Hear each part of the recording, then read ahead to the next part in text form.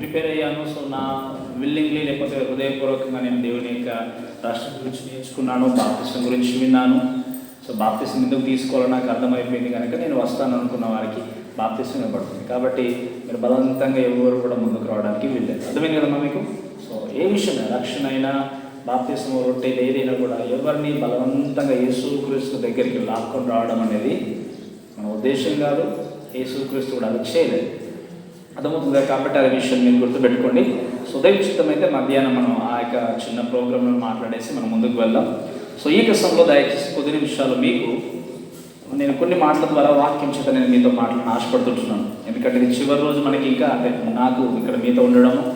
So కాబట్టి దయచేసి మరి కొన్ని నిమిషాలు మీతో నేను మాట్లాడిన తర్వాత దేవుని యొక్క మాటలో నుండి కొన్ని విషయాలు మనం నేర్చుకుంటూ మరి ఆయనకు మహిమకరంగా మనం జీవిద్దాం. దయచేసి మీ దగ్గర బైబిల్ ఉన్నట్టయితే ద్వితీయోపదేశ కాండము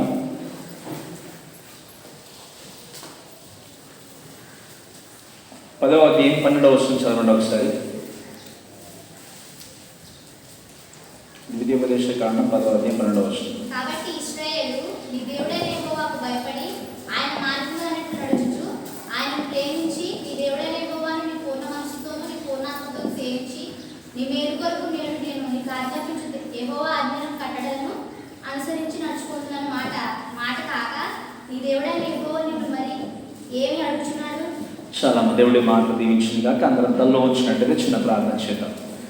మహాపరిశుద్ధుడైన దేవ, పరమ తండ్రి, ఈ సమయంలో మీ మాటలు మేము ధ్యానించబోచుండగా మీరు మాతో మాట్లాడి మరి మా యొక్క జీవితాలకు కావాల్సినటువంటి మీ యొక్క వాక్కు చేత మీరే తృప్తి చెందించి మహిమ పొందమని యేసు పరిశుద్ధ నామంలో అడిగి వేడుకొంచున్నాము తండ్రి. సరే, ఈ సమయంలో మరి పరిస్థితులు సరిగా లేకపోయినా మరి దేవుడు మనకి ఎటువంటి గొప్ప అవకాశం ఇచ్చాడు. మన కేసెస్ తగ్గి అనుకుంటున్నాను కానీ బట్ ఒక ప్రక్క కొన్నిసార్లు కొన్ని చోట్ల పెరుగుతూనే ఉండొచ్చు. బట్ మీరు ప్రార్థనాపూర్వకంగా సిద్ధపడండి. మరి ఇంకా ఎటువంటి పరిస్థితులు ఎదురైనప్పటికీ మన జాగ్రత్త మనం పాటించాలి, ప్రార్థనాపూర్వకంగా ముందుకు వెళ్ళాలి. మరి ఎటువంటి పరిస్థితుల్లో మరి ఫ్రెండ్స్ కూడా దాదాపుగా 4 months నుండి 4 నెలల నుండి రిక్వెస్ట్ చేస్తారు రండి అని. నేను అన్నాను ఒకవేళ కోవిడ్ ఉంది కాబట్టి మీరు తీసేసుకొని బ్యాప్టిజము ఏదైనా ప్లాన్ చేసేయండి అంటే సరే మీరు వచ్చిన తర్వాతనే ఇస్తామని చెప్పి అన్నాడు. సో అందుకని నేను ఖచ్చితంగా ఏం చేశానంటే సరే కోవిడ్ ఉన్నా కూడా ఇంకా వెళ్ళాలి అనుకుని వచ్చిన దాన్ని బట్టి నేను కూడా చాలా ఆనందపడుతున్నాను. మిమ్మల్ని అందరినీ చూసి ఎంతో ఓపికతో సహనంతో మీరు కూర్చుండి నేను చెప్పడానికి నాకు ఓపిక ఉంది, వినడానికి ఇంకా మీకు చెప్పే వ్యక్తికి ఓపిక ఉండాలి అంటే వినే వ్యక్తులకు ఇంకా ఓపిక ఉండాలి, అంతే కదా. మీరు చెప్పడం నాకు అలవాటే కానీ వినేవారికి చాలా ఓపిక ఉండాలి. నాకు తెలిసి ఒకరో ఇద్దరు కొంచెం నిద్రమత్తులోనికి వెళ్ళారు కానీ దాదాపు మీరు అందరూ కూడా ఎంతో ఆసక్తితో ఉన్నారు. మరి మిమ్మల్ని బట్టి ప్రత్యేకంగా నేను దేవునికి వందనాలు తెలియజేస్తున్నాను. అదే ఆసక్తితో అదే శ్రద్ధతో మీరు ఇంకా దేవుని యొక్క మా వాక్యం నేర్చుకోవాలని నేను ప్రభువు నామములో మీకు మనవి చేస్తున్నాను. సరే, ఈ సమయంలో దయచేసి మనం ఈ యొక్క చదవబడినటువంటి కొన్ని మాటలు విన్నాము. ఇదివరకు నేను జ్ఞాపకం చేసినట్టుగా మధ్యలో బ్రేక్ వచ్చింది కాబట్టి నేను బ్రేక్ చేసి ఆగిపోయాను. యేసు క్రీస్తు ఈ లోకంలో సేవ చేస్తున్నప్పుడు, అర్థమవుతుందమ్మా, ఈ లోకంలో సేవ చేస్తున్నప్పుడు ఆయన వెంబడించిన వారు చాలామంది ఉన్నారు. ఓకేనా? ఆయన వెంబడించినటువంటి వ్యక్తులు చాలామంది ఉన్నారు. దాంట్లో కొన్ని 5 గుంపులు అని చెప్పాను నేను. సో మొట్టమొదటి గుంపు ఎవరని చెప్పాను చెప్పండి? స్వస్థత కార్యాలను చూడాలని వచ్చేటువంటి వారు ఒక గుంపు. రెండవ గుంపు ఎవరు అంటే స్వస్థత కార్యాలు పొందుకోవాలని వచ్చేటువంటి వారు రెండవ గుంపు. మూడవ గుంపు ఎవరు? యేసుక్రీస్తు చెప్పేటువంటి బోధనలో మాటలో ఎక్కడైనా తప్పు ఉందేమో లేదంటే క్యాచ్ చేయాలో అని ప్రశ్నలు వేయడానికి ఆయన పట్టుకోవడానికి వచ్చేటువంటి వారు మూడవ గుంపు. ఇక నాలుగవ గుంపు ఎవరు అంటే తిండి కోసం వచ్చేవారు. యేసుక్రీస్తు వాక్యం బోధించినప్పుడు ఎంతమందికి ఆయన ఆహారం పంచిపెట్టాడు? 5,000 మందికి ఒకసారి పంచిపెట్టాడు, ఇంకొకసారి 4,000 మందికి పంచిపెట్టాడు. సో ఇలా యేసుక్రీస్తును వెంబడించినట్టయితే మాకు ఎక్కడైనా ఆహారం దొరుకుతుందేమో అని వచ్చేటువంటి వారు మరొక గుంపు. ఇంకా చివరి గుంపు ఎవరు అంటే వాక్యాన్ని వినడానికి వచ్చేటువంటి వారు. 5వ గుంపు ఎవరు? వాక్యాన్ని. ఇప్పుడు మళ్ళీ చెప్పండి, మొదటి గుంపు ఎవరు? స్వస్థ కార్యాలు చూడాలనుకునేవారు. రెండవ గుంపు స్వస్థ కార్యాలు పొందుకోవాలనుకునేవారు. మూడవ గుంపు యేసుక్రీస్తులో తప్పులు వెతకాలని వచ్చేవారు, ఆయన యొక్క మాటలో తప్పులు వెతకాలని వచ్చేవారు. 4వ గుంపు ఎవరు? ఆహారం కోసం వచ్చేటువంటి వారు. 5వ గుంపు వాక్యాన్ని వినడానికి వచ్చేవారు. ఏ గుంపులో మీరు ఉన్నారు? నిజంగా ఉన్నారా మీరందరూ కూడా? అంతే కదా. 5వ గుంపు ఎలాగైతే వాక్యం వినడానికి వచ్చేవారు ఉన్నారో, క్రీస్తు కూడా లోకంలో జీవించినప్పుడు ఎక్కడ ఏ సందర్భంలో ఆయన వాక్యం చెప్పడానికి వెళ్ళినా ఆయన వాక్యం చెప్పడానికి మాత్రమే వెళ్ళాడు, కానీ వేరే దాని గురించి వెళ్ళాడు. నాకు తెలిసి బైబిల్ గ్రంథంలో 2 సందర్భాలు. ఒక సందర్భం ఏంటంటే లాజరును లేపడానికి, అంటే చనిపోయిన వ్యక్తిని తిరిగి లేపడానికి. 2వ సందర్భం యాయీరు కుమార్తెను బాగు చేయడానికి, బ్రతికించడానికి తప్ప ఇంకా వేరే ఏ సందర్భంలో కూడా స్వస్థపరచాలి అని చెప్పి ఉద్దేశం కొద్ది ఆయన వెళ్ళలేదు.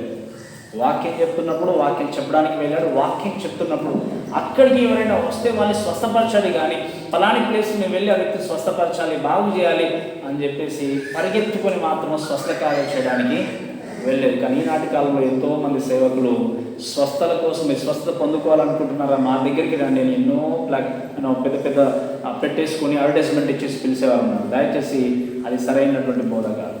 నేను ఫస్ట్ రోజు మీకు చెప్పాను, నిన్నటి ఉదయకాల సమయంలో చెప్పాను, నేను గుర్తున్నా మీకు. ఆర్థిక ఇబ్బందులు ఉన్నాయా మీకు? క్రీస్తు వద్దకు రండి. అనారోగ్యం ఉందా మీకు? క్రీస్తు వద్దకు రండి. ఇంకేంటి? బలహీనంగా ఉన్నారా? వివాహం కావట్లేదా? లేదా ఇంకేంటి?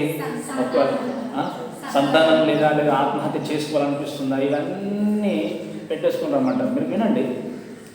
భార్యాభర్త చక్కగా కలిసి ఉండాలి, కుటుంబం చక్కగా జీవించాలి, మంచిగా బ్రతకాలి, సంతానాలు ఏమి ఉంటే సమస్యలు ఉంటే మమ్మల్ని విజిట్ చేయండి అని, ఇంకా చెప్పాలంటే ఆర్థిక సమస్యలు ఉంటే మమ్మల్ని కలవండి అని క్రైస్తవులు మాత్రమే చెప్తారా? హిందువులు చెప్పలేరా? చెప్పేవాళ్ళు ఉన్నారు కదా. ఇప్పుడు ఏ వ్యక్తి కూడా దేవుని అంగీకరించని వ్యక్తి కూడా భార్యాభర్తలు మీరు ఎప్పుడు గొడవ పడండి అని చెప్తారు కదా. మీ కుటుంబం ఎప్పుడు కలహాలతో ఉండాలని చెప్తారా? సమస్యలు ఉన్నాయి, సమస్యలు సృష్టించుకోమని బ్రతకమని చెప్తారా? ఎవరు కూడా చెప్పరు. బయట వ్యక్తులు అదే చెప్పినప్పుడు, క్రైస్తవులు కూడా అదే చెప్పినప్పుడు మరి తేడా ఎక్కడ ఉంది? మీకు అర్థమవుతుందని చెప్పిన మాట.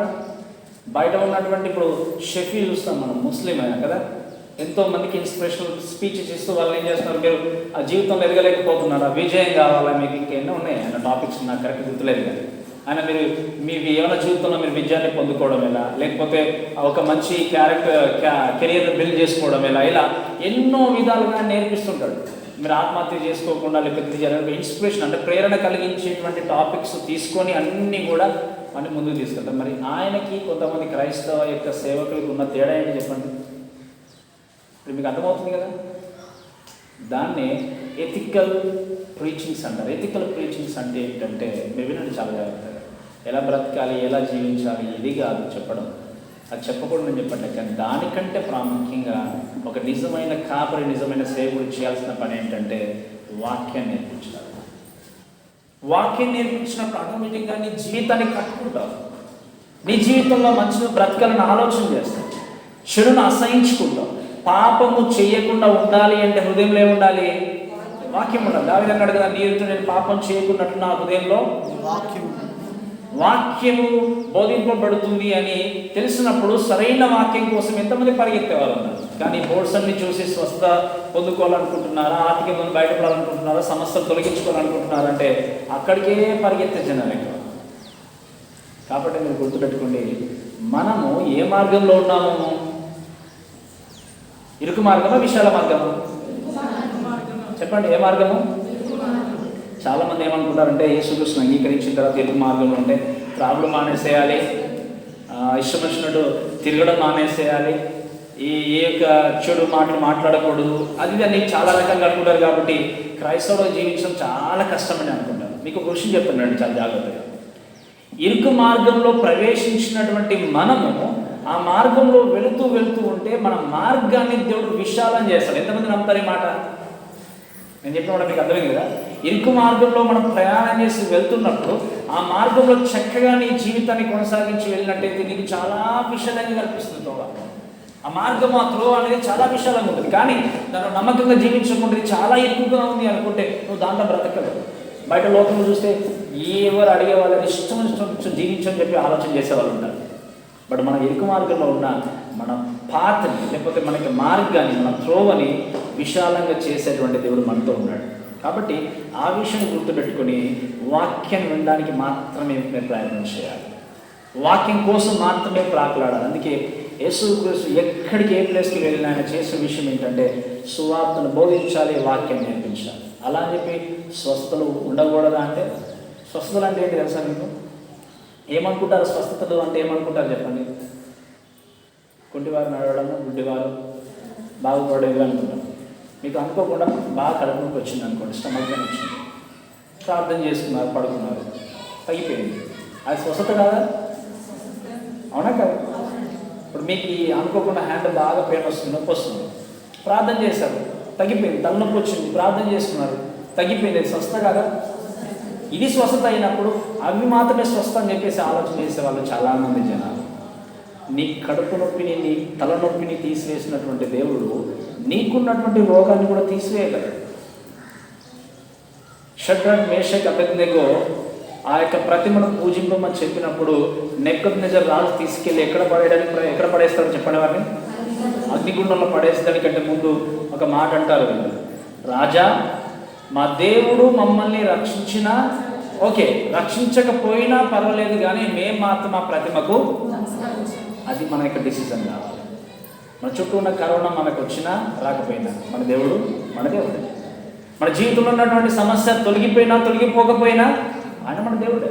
నీ జీవితంలో రోగం ఉన్నా, రోగం లేకపోయినా, రోగం బాగు చేసినా, రోగం బాగు చేయకపోయినా నీ దేవుడు నీ దేవుడే. అది మనకు కావాల్సింది. బాగు చేస్తేనే దేవుడు అనుకుంటే మరి బాగు చేయకుండా నీ దేవుడు కాదా? స్వస్థత పొందుకున్న తర్వాత నీ దేవుడుగా మారాడా? నేను పుట్టించింది ఎవరు? ఈ లోకంలో జనింపజేసింది ఎవరు? ఆయనే. ఈ విషయాన్ని మర్చిపోయి ఎంతోమంది తమ స్వలాభం కోసము ప్రసంగాలు చేసేటువంటి సేవకుల చుట్టూ తిరుగుతూ మీ సమయాన్ని వ్యర్థం చేసుకుంటున్నారు. చివరికి చనిపోయే స్థితికి వచ్చినప్పుడు, అమ్మా ఏమి నేర్చుకున్నావు దేవుని గురించి అని ఒక వ్యక్తి ప్రశ్నిస్తే మీ దగ్గర సమాధానం జీరో. నేను కష్టంగా చెప్తాను. ఎన్నో స్టోరీస్ మనకు గుర్తుండొచ్చు, ఎన్నో కథలు గుర్తుండొచ్చు చెప్పినవి, కానీ ఈ వాక్యం కంటే పెద్ద జ్ఞానంతో నిండినటువంటి పుస్తకం ఏదైతే ప్రపంచంలో. ఈ వాక్యంలో ఉన్నటువంటి వ్యక్తుల యొక్క జీవితాన్ని చదవాల్సిన దానికంటే ఎక్కువ ఏమీ లేదు. ఏదో ఒక చిన్న స్టోరీ కథ మనం వాడచ్చు, కానీ ఈ కాలంలో కథలు ఎక్కువైపోయాయి, వాక్యం తక్కువైపోయింది. ఒక మాట చదువుతాము, ఏదో ఇంకా అమ్మ నాన్న చెల్లి అన్నట్టు అన్ని స్టోరీ చెప్పి కోసం నవ్వించినప్పుడు సంఘం అబ్బా చాలా చక్కగా చెప్పాడంటే పాస్టర్ గారు, ఇంత చక్కగా చెప్పిన పాస్టర్ మేము ఎక్కడ చూడలేదు. ఏ వాక్యం చెప్పాడమ్మా అంటే ఆ స్టోరీ చెప్పారు కదా అని గుర్తుంటుంది అంతే. అలాంటి వారిగా తయారయ్యారు. కారణం ఏంటి అంటే సేవకుల తప్పు కాదు. ఎవరు తప్పు?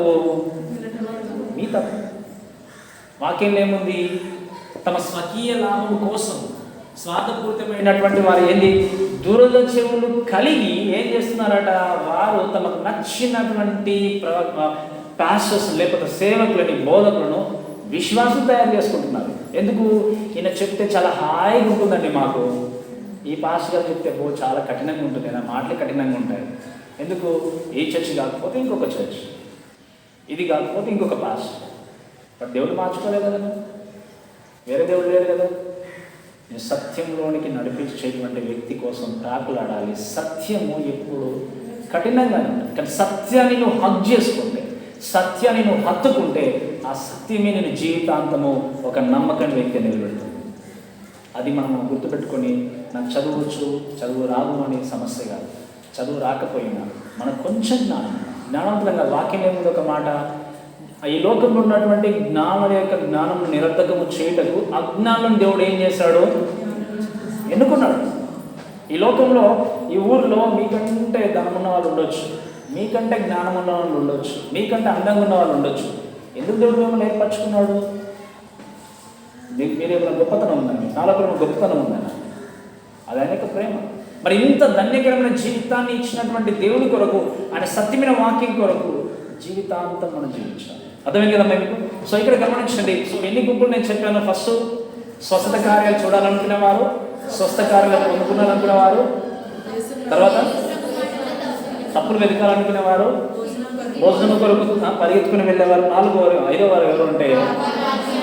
కాబట్టి యేసుక్రీస్తు ఎక్కడికి వెళ్ళినా వాక్యాన్ని బోధించాడు. వాక్యాన్ని బోధించడం మన ప్రాముఖ్యమైన పని. స్వస్థపరిచేవాడు దేవుడు కనుక ఎప్పుడైనా స్వస్థత జరుగుతాయి. తన ఇష్టం ఉంటే స్వస్థపరుస్తాడు. ఆయన గురించి మనం వెయిట్ చేయాలి. అంతేగాని ప్రభువా నేను ప్రార్థన చేస్తేనే స్వస్థ కలుగుతుందంటే ఏ వ్యక్తికి స్వస్థ వరం లేదు. గుర్తుపెట్టుకోండి, ఈయన ప్రార్థన చేస్తేనే బాగు చేస్తే దేవుడు తప్ప ఆ వ్యక్తి కాదు. ఆనాటి కాలంలో అపొస్తలులకి దేవుడు ఆ వరాన్ని ఇచ్చాడు. ఎందుకు? అది నేను తర్వాత మీకు దేవుని చిత్తం అయితే మళ్ళీ వచ్చినప్పుడు చెప్తాను. వారికి ప్రవచనాల వరం, స్వస్థ వరాలు అన్నీ ఉన్నాయి. మనకెందుకు ఇప్పుడు లేవు అంటే మనకి దేవుని యొక్క వాక్యం ఇచ్చాడు. అప్పుడు ఆ కాలానికి ఇప్పుడున్న కాలానికి తేడా నేను మీకు చెప్పాను. అప్పుడు బాప్తిస్తానికి ఇప్పుడున్న బాప్తిస్తానికి తేడా చెప్పినట్టుగానే దానికి కూడా ఒక తేడా ఉంది. స్వస్థపరిచేది దేవుడు నాలో కాదు, లేదా నీలో కాదు. ఆనాటి కాలంలో ఉన్నటువంటి అపోస్తులు ఏ వ్యాధినైనా స్వస్థపరిచారు. వారికి ఒక వ్యాధి కఠినంగానే లేదు. ఇప్పుడు ఉన్నటువంటి స్వస్థకార వరం ఉన్నటువంటి చెప్పుకునేటువంటి సేవకులు ఒక వ్యక్తిని స్వస్థపరిచి ఇంకొక వ్యక్తిని వదిలేస్తారు. ఎందుకు చెప్పండి? ఎందుకు? నిజంగా స్వస్థవరం ఉంటే అందరినీ బాగా చేయాలి. సో దీనికి టాపిక్ మనది కాదు, కానీ దాని గురించి నేను వీలైతే మీకు తర్వాత నేను ఇష్టం వచ్చినప్పుడు మీకు నేర్పిస్తాను. కానీ గుర్తుపెట్టుకోవాల్సిన విషయం ఏంటంటే స్వస్థపరిచే దేవుడు కనుక విశ్వాస సహితమైన ప్రార్థన రోగిని. కాబట్టి విశ్వాసంతో దేవుడిని అడగండి. అర్థమవుతుంది? మా విశ్వాసంతో దేవుడిని అడగండి.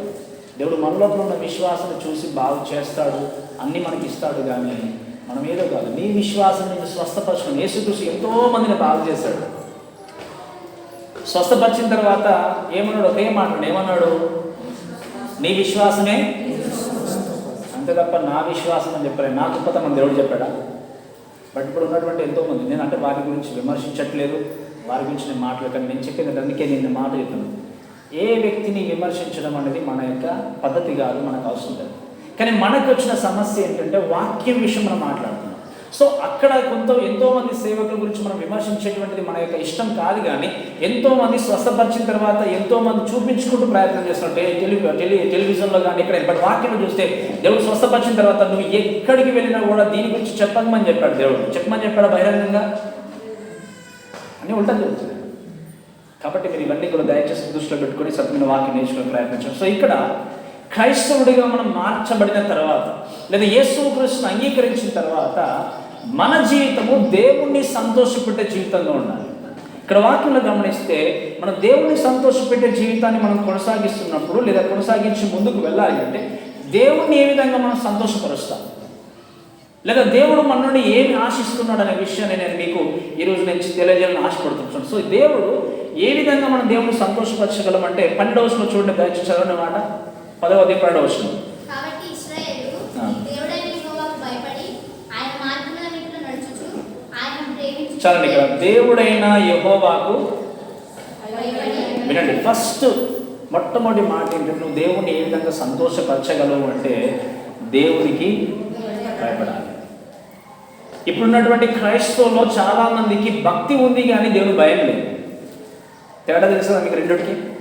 భక్తి అంటే ఏంటి? భక్తి అంటే ఏంటి చెప్పండి? నామకార్థంగా వస్తాము, కూర్చుంటాం, వెళ్ళిపోతాం.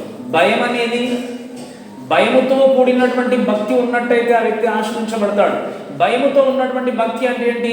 నువ్వు మందిరానికి వచ్చినా, దేవుణ్ణి ఆరాధించడానికి వచ్చినా, నేను దేవుణ్ణి ఆరాధించాలన్నటువంటి హృదయంతో పరిగెత్తుకొని వస్తున్నాను. కానీ సంఘ పెద్దల కోసమో, పాస్టర్ గారి కోసమో, లేదా పక్కన ఉన్నటువంటి విశ్వాసం కోసం ఆలోచన చేయకుండా నా దేవుణ్ణి ఆరాధించాలి కనుక నేను పరిగెత్తుకుని వెళ్ళాలి అని చెప్పి దేవునికి భయపడి జీవిస్తావు. ఒకవేళ నువ్వు దేవుని ప్రక్కన పెట్టి మనుషులకు భయపడుచున్నావు అంటే మా పాస్టర్ గారు ఏమనుకుంటారో అని అనుకుంటున్నావు అంటే నీకు దేవుని మీద భయం కంటే ఎవరి మీద భయం ఉంది? మనుషుల మీద, పాస్టర్ గారి మీద. అది భక్తితో కూడినటువంటి జీవితం. నిజంగా నువ్వు దేవుని సంతోషపరచాలి అంటే దేవుని భయం మనకు ఉండాలి. ఈ కాలంలో ఎంతోమంది క్రైస్తవులకు లేనిది ఏంటంటే దేవుని భయం, ఉన్నది ఏంటంటే మనిషి భయం. అయ్యో ఇలా జీవిస్తే ఏమనుకుంటారో నా గురించి, ఇలా మాట్లాడితే ఏం జరుగుతుందో అని, ఏదో చర్చ్కి వచ్చి కనిపించినంత మాత్రం నాకేదైనా సహాయం దొరుకుతుందేమో అని ఆలోచన చేసేవాళ్ళు కొంతమంది. దేవుని భయం మన జీవితంలో ఉన్నట్టయితే దేవుని సంతోషపరచగలం. మన జీవితాన్ని సంతోషంలో నిలబెట్టేది ఆయన. కాబట్టి దేవుని మహిమపరిచేటువంటి జీవితం కావాలి అంటే దేవుడు మన నుండి కోరుకునేది ఏంటంటే కేవలం ఆయనకు భయపడి జీవించమంటున్నాడు, భయపడి బ్రతకమంటున్నాడు. కానీ ఈనాటి కాలంలో ఎంతోమంది ఈ విషయాన్ని గుర్తివ్వకుండా నిర్లక్ష్యం చేసి వేషధారణ జీవితాన్ని కొనసాగిస్తూ, లేదా వేషధారణ జీవితాన్ని చూపిస్తూ బయలుపరుచుకుంటూ మనుషులను సంతోషపెట్టేవారిగా జీవిస్తున్నారు. కానీ దేవుని సంతోషపెట్టేవారిగా జీవించేవారు చాలా తక్కువ. మీకు అర్థమవుతుంది కదా? దేవుని సంతోషపెట్టడం కంటే మనుషులను సంతోషపెట్టాలి, చక్కటి మాటలు మాట్లాడాలి, ఇలా జీవించాలి. ఎందుకు చెప్పాను ఒక మాట? దేవుడిని సంతోషపరిస్తే ఆటోమేటిక్గా మనుషులను సంతోషపరుస్తాయి. అందరూ మనల్ని బట్టి సంతోషంగా ఉంటారని నేను చెప్పలేను. ఒక మాట చెప్పాను మీకు, ఎంత దేవుని దగ్గరగా నువ్వు అంత దగ్గరగా దేవునికి దగ్గరగా వెళ్తున్నావు అంటే కొన్ని సందర్భాల్లో అంతమందిని వదిలేసి వెళ్ళిపోవచ్చు. అర్థమవుతున్నామా? ఎంతగా దేవుని వద్దకు నువ్వు వస్తున్నావు అంటే అంతగా నేను దూరం చేసుకోవచ్చు కొంతమంది మనుషులు. But don't worry about them, worry about your God. వారి గురించి ఏం వరీ కావాల్సిన అవసరం లేదు, వారి గురించి బాధపడిన అవసరం లేదు. వారికంటే గొప్పవారు లేదా వారి యొక్క మనసును మార్చేటువంటి దేవుడు నీతో ఉన్నాడు. ఈ లోకంలో ఉన్నవాడి కంటే మీలో ఉన్నవాడు గొప్పవాడు. కాబట్టి మీలో ఉన్నటువంటి దేవుడికి ఏది కూడా అసాధ్యం కాదు, సమస్తం కూడా సాధ్యం చేసేటువంటి దేవుడు. కాబట్టి మీరు మనందరము మొట్టమొదటిగా దేవుడిని సంతోషపెట్టాలి అంటే దేవుని యందు భయం ఉంచాలి. అటువంటి భయాన్ని కలిగి జీవిస్తున్నారా మీరు? అటువంటి భయాన్ని కలిగి జీవించినట్టయితే ప్రతి ఆదివారము మిమ్మల్ని సంఘానికి రండి అని ఎవరు మిమ్మల్ని అడగాల్సిన అవసరం లేదు. Nobody has to beg you to come to the church. Nobody, ఎవరు కూడా మిమ్మల్ని రండి అని అడగాల్సిన అవసరం లేదు. If you are a Christian you will come to the church. That's your responsibility, అంతే కదా. నిజంగా మీరు క్రైస్తవులు అంటే దేవుని యొక్క బిడ్డలైతే ఏం చేస్తారు? ఖచ్చితంగా దేవుని యొక్క మందిరానికి వస్తారు. ఎవరు కూడా మిమ్మల్ని అడగాల్సిన అవసరం లేదు. ఆ భయం ఉన్నప్పుడు ఏం గుర్తుకొస్తుంది మనకి? నా దేవుడిని ఈరోజు నేను ఆరాధించాను. ఈ భయం కోసం మాట్లాడితే మీరు వినండి, ఇదే కీర్తన గ్రంథము 2వ అధ్యాయం 11వ వచనంలో ఒక మాట ఉంది. ఇక్కడ మాట్లాడేది 2వ అధ్యాయం 11వ వచనంలో చూస్తే మీరు చదవండి ఒకసారి ఆ మాట. 2వ కీర్తన 11వ వచనం.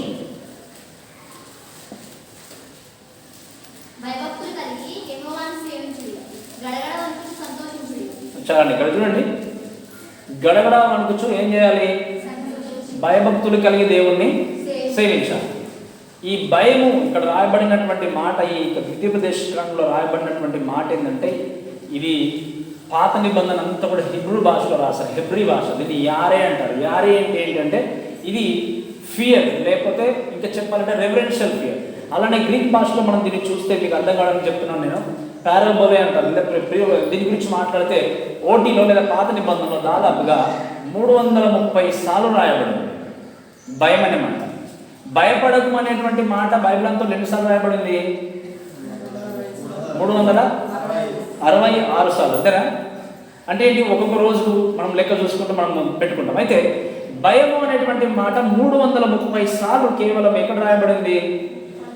పాత నిబంధన. ఇక్కడ గమనించండి, మీరు భయపడకండి. వాక్యం చూస్తే ఏముంది ఒక మాట, మీరు గడగడ వణుకుచు దేవుని యొక్క సన్నిధికి రావాలి. ఇంకేం ఒక చదవండి మరొకసారి మాట, భయభక్తులు కలిగి దేవుని సేవించండి, గడగడ వణుకుచు దేవుని యొక్క సంధానానికి సంతోషించండి. భయభక్తులు కలిగి దేవుని సేవించాలి, గడగడ వణుకుచు సంతోషించాలి అంటే అర్థం ఏంటి? ఏదో ఒక చలిజనం వచ్చినటువంటి వ్యక్తిలాగా దేవుని యొక్క మందిరానికి వణుకుచు వచ్చి కూర్చోమని దేవుడు చెప్పట్లేదు. మీకు అర్థమవుతుంది కదా? ఏదో భయంతో వచ్చి నిజంగా అక్కడికి వెళ్ళాలా వద్దా అని అలా ఆలోచన చేసి రమ్మని దేవుడు చెప్పట్లేదు. చెప్పేది ఏంటంటే రెవరెన్షియల్ ఫియర్ అంటారు. అంటే ఏంటి? గౌరవప్రదమైనటువంటి భయాన్ని కలిగి దేవుని పట్ల నీవు జీవించాలి. ఇప్పుడు దేవుని చూసినప్పుడు లేదా ఒక పాస్టర్ గారిని చూసినప్పుడు, పాస్టర్ గారు కదా వందనాలు చెప్పకపోతే ఫీల్ అవుతాడేమో అని చెప్పకూడదు. అలా చెప్తున్నట్టు అర్థం ఏంటి? క్యాజువల్. ఎక్కడి రావాలి అది? హృదయం నుండి. నీ దేవుడు చూసినప్పుడు దేవుని యొక్క మందిరానికి భయంతో భక్తితో దేవుడిని ఆరాధించాలి అని చెప్పేసి ఏదో నటించుతూ దేవుడిని నటించినట్టుగా నటిస్తూ నీ జీవితాన్ని కొనసాగిస్తా చాలా ఆత్మీయంగా నేను ఉన్నాను అని చెప్పి మనుషులకు కనపరుచుకోవడం కాదు. ఎవరు కనపరుచుకోవాలి? దేవుడికి. అలా ఉన్నప్పుడే నిజమైన భయాన్ని కలిగి జీవిస్తాం. కానీ ఎంతోమంది సంఘంలో వచ్చి చక్కగా ఆత్మీయంగా పాటలు పాడతారు, చక్కగా ప్రార్థన చేస్తారు, చక్కగా దేవుని స్తుతిస్తారు. సంఘాన్ని వదిలేసి ఇంటికి చూడండి జాగ్రత్త. బయట ఉన్నారు అంటే వాళ్ళ నోటి నుండి వచ్చినటువంటి బూతు మాటలు ఇంకెవరి నోటి నుండి రావు. అర్థమవుతుంది? జనరల్ సెన్స్లో చెప్తున్నాను, చాలామంది జీవితాలు జరిగేది. ఇక్కడ ఆరాధిస్తున్నావు, ఇక్కడ మహిమపరుస్తున్నావు, దేవాన్ని స్తుతిస్తున్నావు, మళ్ళీ అదే నోటితో ఏం చేస్తున్నావు? బయటకు వెళ్ళి భయం ఇక్కడ ఉన్నట్టు. మనము దిన క్రైస్తవులుగా బ్రతకాలి కదా. వింటున్నారు మీరు? అంత జాగ్రత్త వినాలి. ఎవరికి నిద్ర రావట్లేదు కదా, కరెంట్ లేదు, నేను రాత్రంతా పాపం కొంతమంది దోమలతో ఫైట్ చేశారు, అంతే కదా. సరే పర్లేదు, బట్ దేవుడు మనకి మంచి అవకాశం ఇచ్చాడు, చక్కటి వాతావరణం ఇచ్చాడు. సో దాన్ని బట్టి మనం దేవునికి వందనాలు తెలియజేయాలి. సో భయముతో మనం దేవుని బ్రతకాలి, భయంతో బ్రతకాలి కనుక దిన క్రైస్తవులుగా మన జీవితాన్ని కొనసాగించాలి. వారాంతం క్రైస్తవులు అంటే ఏంటి? కేవలం ఆదివారం రోజైనా మన క్రైస్తవులు. ఇప్పుడు మీరు బయటకు వెళ్ళారు, సోమవారం నుండి మీరు తర్వాత శనివారం వరకు బయట ఉన్నారు, మీరు చర్చికి వెళ్ళేవారని చాలామందికి తెలుసు, కానీ మీరు క్రైస్తవులు అనే విషయం మీరు మర్చిపోతారు. అంతే కదా? మీరు క్రైస్తవులు అని చుట్టుపక్కల ఉండేవారికి అందరూ తెలుసు, కానీ మీరు క్రైస్తవులు అన్న విషయం మీరే మర్చిపోతారు. కొన్ని సందర్భాలు మీ మార్కెట్ ప్లేస్లో కావచ్చు, లేదా మీ పని దగ్గర కావచ్చు, ఎక్కడైనా కావచ్చు. ఆదివారం వస్తే మాత్రమే నేను క్రైస్తవుని అని బయలుపట్టుకుని వస్తాను. అది వారంలో మాత్రమే కనిపించే భక్తి, భయం. అది కాదు దేవుడికి కావాల్సింది. కొంతమంది ఉంటారు ఎప్పుడో నెల క్రైస్తవులు రొట్టె ద్రాక్ష తీసుకున్న టైంకి వస్తారు, వాళ్ళు అప్పుడే కనిపిస్తారు, ఇంకా మళ్ళీ కనిపించరు. ఎందుకు? అది మిస్ అయిపోతే, చెప్పడానికి ముందు మిస్ అయిపోతే ఏం కోల్పోతామని చెప్పేసి. కొంతమంది ఉంటారు మన వాళ్ళు ఇంకా ఎప్పుడో క్రిస్మస్కో, గుడ్ ఫ్రైడే, ఈస్టర్కి అప్పుడే కదా దేవుడు అంటుంటాం. ఆ పెద్ద పండుగలు పెద్ద హంగామా చేయాల్సిన అవసరం లేదు. అందుకే నేను క్రిస్మస్ కంటే ఎక్కువ నేను ప్రిఫరెన్స్ ఏంటి, మనం ఈస్టర్కి ఇస్తాం. అంటే ప్రతిరోజు క్రిస్మస్. చెప్తాను విన్నాడు ఒక మాట, నిజమైన క్రైస్తవుడికి ప్రతిరోజు క్రిస్మస్. ఎంతమంది అంగీకరిస్తారు ఈ మాట నాతో? నిజమైన క్రైస్తవుడికి డిసెంబర్ 25 కాదు. యేసుక్రీస్తు లోకంలో జన్మించాడు, నా హృదయంలో జన్మించాడు, మీ హృదయంలో జన్మించాడు. అది నిజమైన క్రిస్మస్. సో కాబట్టి ప్రతిరోజు మన జీవితంలో ఆనందమే కనుక దిన క్రైస్తవుడిగా జీవితాన్ని కొనసాగించాలి, కానీ కేవలం ఆదివారం మాత్రమే క్రైస్తవుడు జీవించడానికి వెళ్ళలేదు. కేవలం నెలకు ఒకసారి మాత్రమే క్రైస్తవుడు భక్తిని కనపరచే అవసరం లేదు. భయము భక్తి కలిగి దేవుణ్ణి సేవించాలి. మరి ఈనాటి కాలంలో ఎంతోమంది వ్యక్తులు ఇటువంటి భయం లేకుండా, ఇటువంటి స్థితిని ఆలోచన చేయకుండా ఏం చేస్తున్నారంటే, చాలామంది ఎక్కడికో వారి జీవితాన్ని కొనసాగిస్తూ, ఎక్కడికో పరిగెత్తు, లోకంలో ఉన్నటువంటి విషయాల మీద ఆసక్తిని చూపిస్తూ క్యాజువాలిటీగా వ్యాపారం చేసుకుంటున్నాం కదా, ఉద్యోగం చేసుకుంటున్నాం కదా అని అదే విధంగా పరిగెత్తుకొని వచ్చేవారు. ఇటువంటి దాన్ని క్యాచ్ చేసుకొని అసక్తమైనటువంటి మార్గంలో నడిపించేటువంటి సేవకులు కూడా తయారయ్యారు. మీరు వినండి, ఒక మాట చెప్తాను. భయముతో భక్తులతో దేవుడిని సేవించినప్పుడు, భయంతో ముందుకు వెళ్ళినప్పుడు, ఈ లోకంలో మనం గమనిస్తే కొన్ని సంఘాల్లో మనం గమనించి చూసినట్టయితే కొన్ని సంఘాల్లో చక్కగా ఒక వ్యక్తి ఉన్నాడు. నేను చదువుతాను, చక్కగా ఒక వ్యక్తి ఉన్నాడు అనుకోండి. ఆ వ్యక్తి దగ్గరికి వచ్చి ప్రార్థన చేసి తల మీద చేయి పెట్టి మంచిగా చక్కగా ఉన్న వ్యక్తిని ఏం చేస్తారు చెప్పండి? పడగొట్టేటువంటి వారు తయారయ్యారు. మీకు అర్థమవుతుంది కదా? నిలబెట్టి ఏం చేస్తారు? పడగొట్టేవారు తయారయ్యారు. ఎందుకు అనేది నేను చెప్తాను కదా. ఇంకేంటి, ఒకవేళ చాలా చక్కగా సంఘంలో ఉన్నప్పుడు కొంతమంది ఏం చేస్తారు, మరీ ఓవర్వెల్మింగ్గా చేస్తూ సైలెంట్గా ఉన్న వ్యక్తిని గెంతులేసి ఎగిరే విధంగా చేస్తారు చర్చిలో. క్రీస్తు ఏం చేశాడు చెప్పండి నాకు?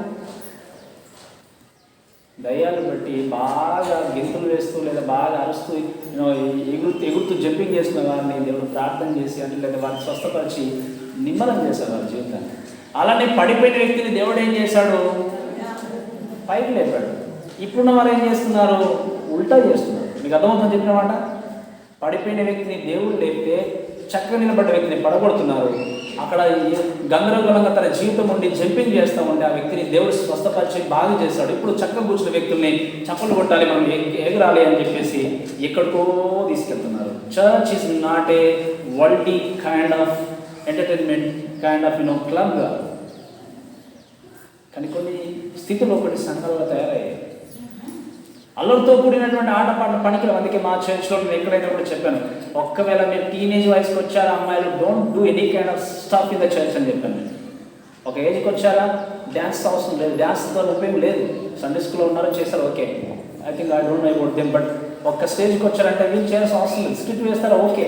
ఇప్పుడు అమ్మాయిలు వచ్చి ఇక్కడ డ్యాన్స్ చేస్తున్నారు అనుకోండి, క్రిస్మస్కో దేనికో, ఒక వ్యక్తి వచ్చి బయట నుండి చూస్తున్నారు, ఏం అర్థం చేసుకుంటారు వారి డ్యాన్స్ చూసి? అమ్మాయి బాగా చేస్తుంది అంటారా, ఏసి చూసి నా కోసం చనిపోయాడు అంటారా? మరి ఏం ఉపయోగం? మీరు భోజనం చేసినా పానం చేసినా దేవుని మహిమ కొరకు చేయాలి. ఒకవేళ మీరు చేస్తున్నారు నాకు తెలియదు, చేస్తే మాత్రం దయచేసి మీరు ఆపేయండి. చిన్నపిల్లలు చేస్తున్నారంటే ఓకే, సంతోషిస్తాం, చక్కటి మాట్లాడుతున్నాడు, డ్యాన్స్ చేస్తున్నాడు. బట్ పెద్ద వాళ్ళ అబ్బాయిలు వచ్చి డ్యాన్స్ చేస్తే ఏం నేర్చుకుంటారు? వచ్చి కొన్ని సంఘాల్లో ఈడలు అన్నీ చేస్తుంటే ఏంటి? చర్చ్లో ఉన్నామా మనం లేదా సినిమా థియేటర్లో ఉన్నామా? భయం లేనటువంటి జీవితాలు, భయం లేనటువంటి క్రైస్తవం, ఇవి మనకు సంబంధించినవి కాదు. ఎవరెంత హంగామా చేస్తున్నారు, చాలా గొప్పగా చేసినట్టు చాలా చక్కగా జరిగిందండి క్రిస్మస్. ఏం చక్కగా జరిగింది?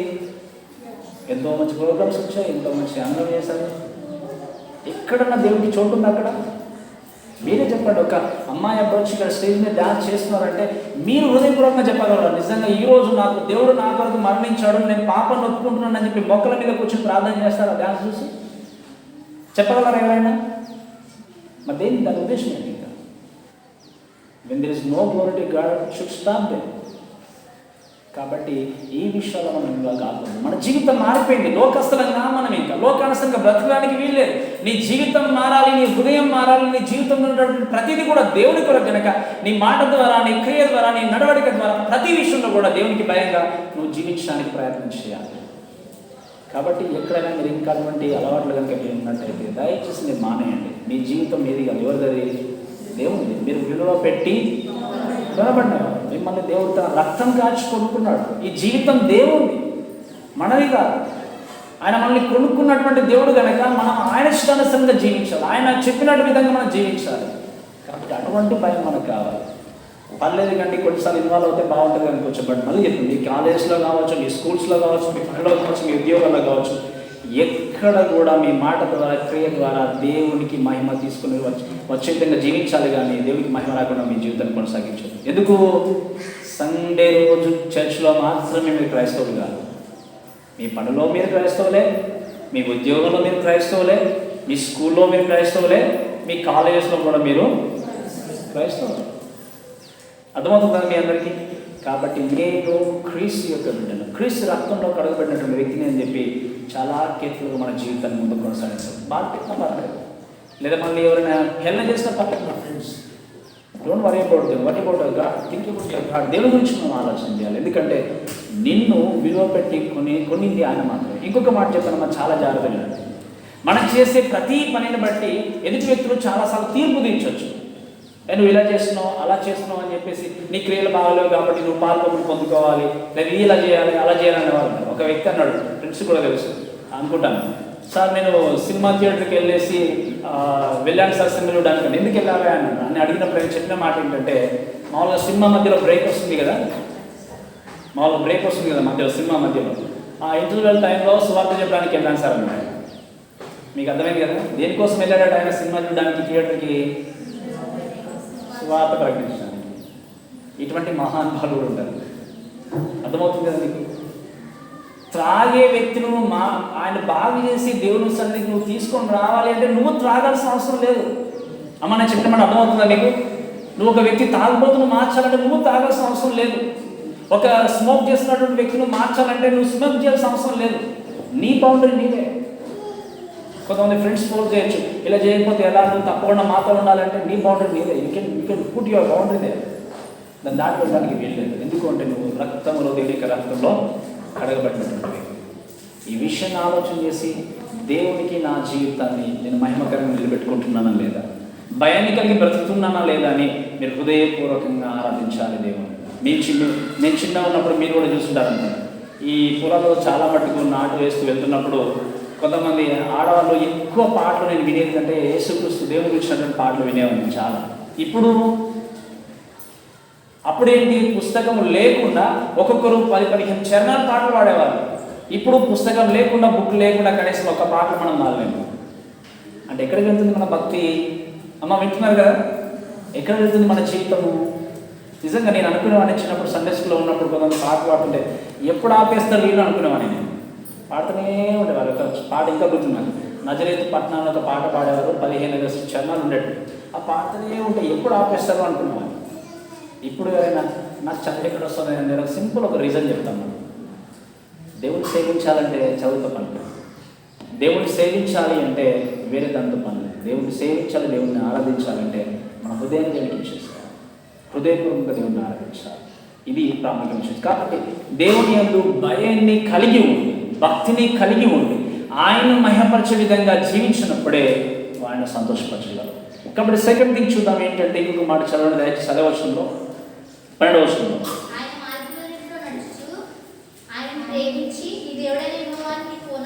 రైట్ వినండి. యెహోవాకు మొట్టమొదటిగా ఏం చేయాలి? భయపడాలి. మీ దేవుడిని మీరు ఏం చేయాలి? ఆయన కొరకు భయపడి జీవించాలి. అంటే ఏదో చలిజలపరిచినటువంటి వ్యక్తులు కాకుండా నీ భయాన్ని నువ్వు కనపరుస్తూ రెవల్యూషన్ ఫియర్ కలిగి దేవుడిని ఆరాధించాలి. రెండవ విషయం ఏంటంటే, ఆయన మార్గం అన్నింటిలో నీవేం చేయాలి? తప్పకుండా నడవాలి. ఆయన మార్గంలో నడవాలి, కానీ మన మార్గంలో నడవడానికి వీల్లేదు. మీరు చూడండి, ప్రోబ్స్ అంటే సామెతలు చదవడం ఒక మాట. సామెతలు 14వ అధ్యాయం 12వ వచనం. సామెతలు 14వ అధ్యాయం 12వ వచనం.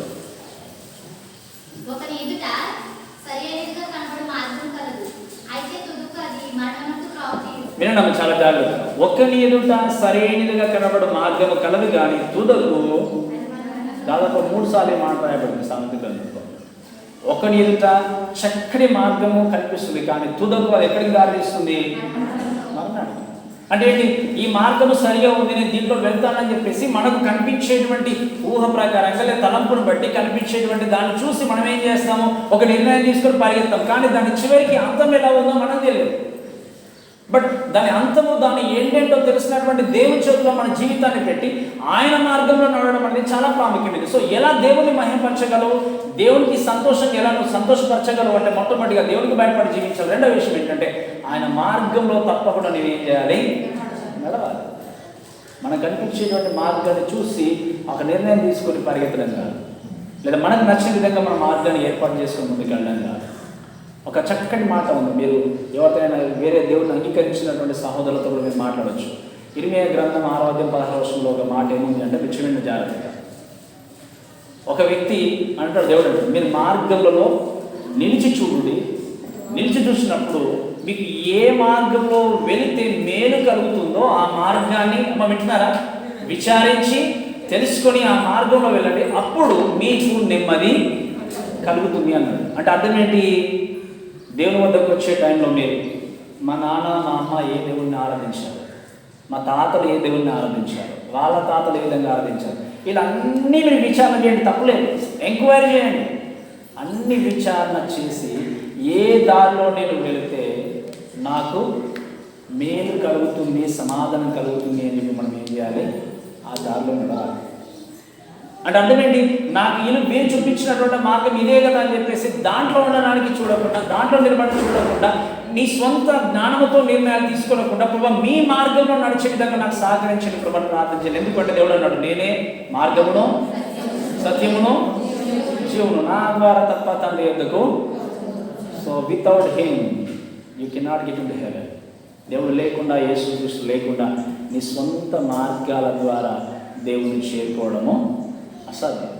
కాబట్టి క్రీస్తును సంతోషపరచాలి అంటే, క్రీస్తుకు మహిమకరంగా నువ్వు జీవించాలి అంటే ఆయనకు భయపడి జీవించాలి. అటువంటి భయం నీ జీవితంలో ఉందా? లేనట్టయితే సరి చేసుకోవాలి. రెండో విషయం ఏంటంటే ఆయన యొక్క మార్గంలో మనం నడిచి ముందుకు వెళ్ళాలి. దయచేసి చూడండి, నేను త్వరగా ముందుకు తీసుకెళ్తాను. మాట చదవండి.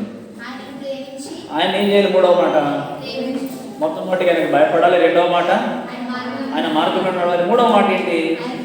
ఆయన్ని ప్రేమించాలి. ప్రేమ కోసం నేను నిన్న మీకు కొన్ని విషయాలు నేను చూపించాను, అంతే కదా?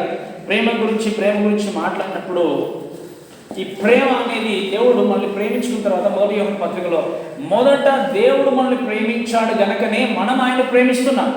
మన జీవితంలో మంచితనం ఉంది, యోగ్యత ఉంది, అర్హత ఉంది అని చెప్పి దేవుడు మనల్ని ఎన్నుకోలేదు. అమ్మ మీకు అర్థమవుతుంది కదా? మీ జీవితంలో ఎక్కడో దగ్గర మంచితనం ఉంది, లేకపోతే ఏదో ఒక మూలాన దాన ధర్మాలు చేసేటువంటి క్యారెక్టర్ ఉంది అని చెప్పి దేవుడు మిమ్మల్ని ఎన్నుకోలేదు.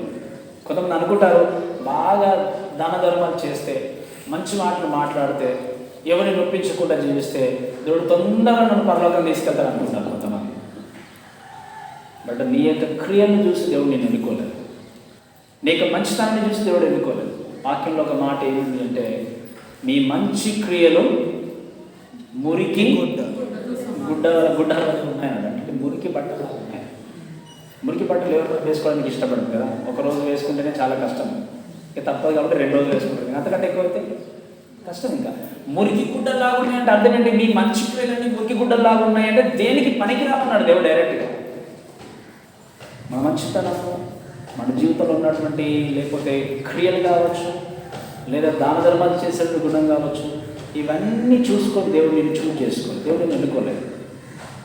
నశించినటువంటి స్థితిలో ఉన్న వాక్యం చూస్తాం కదా, నశించిన దాన్ని వెదకి తప్పిపోయినటువంటి స్థితిలో ఉన్నటువంటి నిన్ను దేవుడు ఏం చేశాడు? వెతికి రక్షించుకున్నాడు. కానీ నువ్వు పరిగెత్తుకొని దేవుడిని వెతకలేదు. వెతకడం కోసం కూడా చెప్తాను, ఒక మాట వినండి. మీరు ప్రేయర్ అయిపోయిన తర్వాత ఇంటికి వెళ్తున్నారు అనుకోండి, ఒక 10 రూపీస్ అక్కడ పడేసుకున్నారు, 10 రూపీస్ నోట్. దాని గురించి వెతుకుతారా? ఎంతసేపు వెతుకుతారు? దొరికినంతసేపు వెతుకుతారా? ఒక 10 నిమిషాలు వెతుకుతారు. ఇక నాది కాదులేండి, ఇది నాకు హాస్పిటల్ అని చెప్పేసి వెళ్ళిపోతారు, అంతే కదా? 2000 రూపీస్ నోట్ పడేసుకున్నారు. ఏం చేస్తారు? వెతుకుతారు, అలసిపోతారు. 6 వరకు వెతుకోవచ్చు, రోజంతా వెతుకుతారు. ఇక చివరికి ఏమవుతారు? డిసైడ్ చేసుకుంటే ఇది కూడా నాది కాదేమో. మీ చెవులకు ఉన్నదే పడిపోయింది అనుకోండి, గోల్డ్ మీ చేయనే పడిపోయింది, ఏం చేస్తారు? ఏం చేస్తారు చెప్పండి? ఒక్కరోజు కాదు, అంతే కదా, 2 రోజులు 3 రోజులు అంటే చెప్పాలి అంటే దొరికేంత వరకు ఏం చేస్తారు?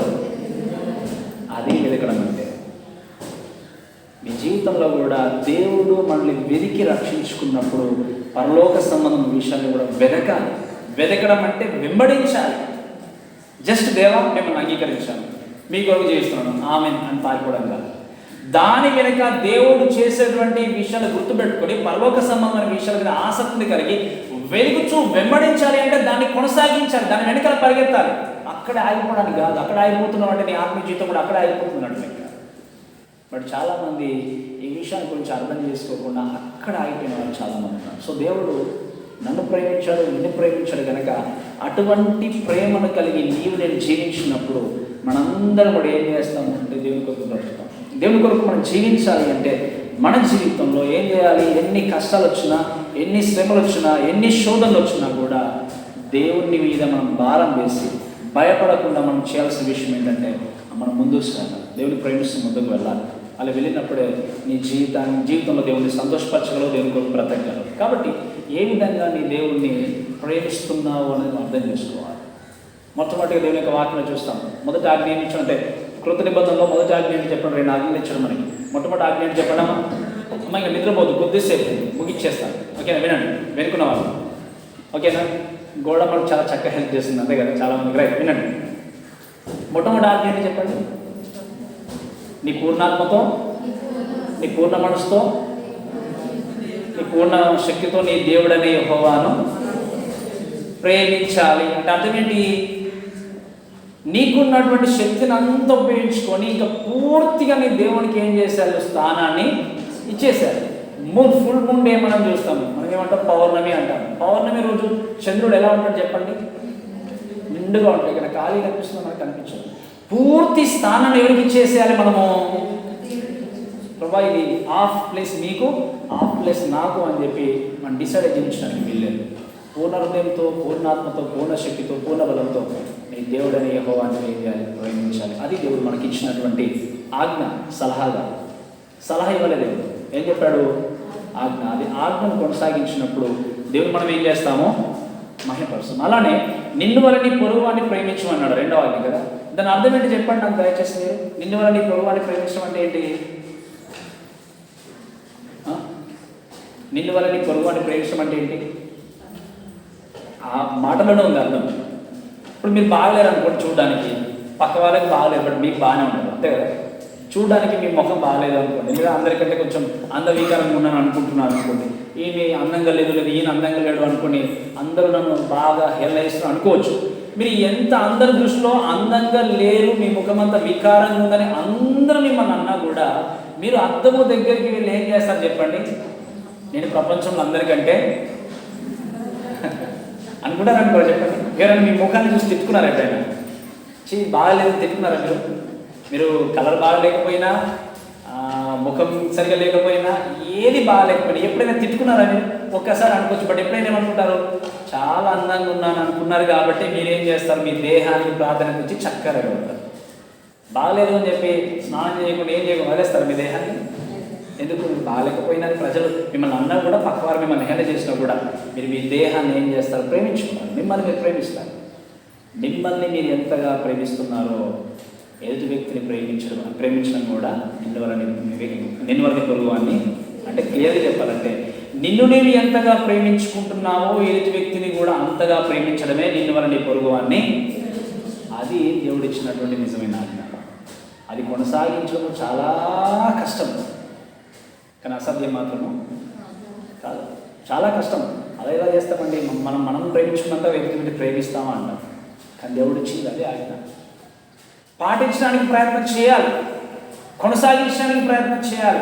అలా ప్రేమించినప్పుడే దేవుడిని మహిమపరుస్తావు, దేవుడిని సంతోషపరచగలుగుతావు. కాబట్టి నీ పూర్ణాత్మలో దేవుడిని మహిమపరచాలి. అదేవిధంగా నిన్ను వల్ల నీ పొరుగువాన్ని కూడా ప్రేమించి ముందుకు వెళ్ళినప్పుడు దేవుడికి మహిమకరంగా చేస్తావు, దేవుడిని సంతోషపరుస్తావు. సో దేవుడిని సంతోషపరచాలి అంటే చేయాల్సిన విషయం ఏంటంటే ఆయనకు భయపడి జీవితాన్ని కొనసాగించాలి, ఆయన మార్గంలో నడవాలి. తర్వాత ఏం చేస్తాం చెప్పండి? 3వ విషయం ఏంటి? ఆయన్ను ప్రేమించాలి. ఇంకా నేను త్వరగా తీసుకెళ్ళి మిమ్మల్ని ముంచేసి 4వ విషయం చూడండి దయచేసి. 4వ విషయం చదవండి. వినండమ్మా, నీ పూర్ణ ఆత్మతో నీ పూర్ణ మనసుతో ఏం చేయాలి? దేవుణ్ణి సేవించాలి, ఆరాధించాలి, మహిమపరచాలి. మనం ఇంకా ఒకే వర్షంలో ఉన్నాం అంతే కదా, మూవ్ కాలేదు, ఇంకా అక్కడే ఉన్నాం. రైట్. ఏం చేయాలి మీరు వినండి. నీ పూర్ణ ఆత్మతో నీ యొక్క పూర్ణ మనసుతో ఏం చేయాలి? నీ దేవుడైన యెహోవాను నీవు సేవించాలి. దేవుడు ఇచ్చినటువంటి గొప్ప ఆజ్ఞ ఏంటంటే నీ యెహోవా దేవుడు తప్ప వేరే దేవుడిని నువ్వేం చేయాలి? పూజింపకూడదు, ఆరాధించకూడదు. ఆకాశం అందే కానీ భూమి అందే కానీ ఏ ప్రకటన చేసుకోకూడదు. దేవుడు మాత్రమే, యెహోవా దేవుని మాత్రమే నీవు పూజించాలని దేవుడు చెప్పినప్పుడు అటువంటి నిర్ణయాన్ని మనం గుర్తెరిగి ఆలోచన చేసి పూర్ణాత్మతో, పూర్ణ బలంతో, పూర్ణ శక్తితో నీ దేవుడైన యెహోవాను ప్రేమించి తప్పకుండా ఆయన ఏం చేయాలి? నేను సేవించాలి. నువ్వు సేవించాలి అంటే మొట్టమొదటిగా ఆయన ప్రేమించాలి. అర్థమవుతుందా? మీకు అర్థమవుతుందండి? దేవుని సేవించాలంటే మొట్టమొదటిగా ఏం చేయాలి? దేవుణ్ణి ప్రేమించాలి. దేవుణ్ణి మనం ఏ విధంగా ప్రేమిస్తాం చెప్పండి. మీకు ఇంకా మిమ్మల్ని బయటకు తీసుకుని వస్తాను కొంచెం. ఒక వ్యక్తిని మీరు ప్రేమిస్తున్నారనుకోండి, మీరు ప్రేమిస్తున్నాను అని ఎలా వ్యక్తపరుస్తారు చెప్పండి? దేని ద్వారా అర్థమవుతుంది ఎదుటి వ్యక్తికి? లోకానుసారంగా మీరు ఆలోచన చేసి ఎలా అర్థమవుతుంది చెప్పండి? మాటపూర్వకంగా, ఇంకా చేసే పనులను బట్టి, ఇంకా ఏంటమ్మా ఇంకా చెప్పండి? నోటి మాటలు, చేసే పనులను బట్టి ఇంకేం చేస్తారు? లోకానుసారంగా ఆలోచన చేస్తాను.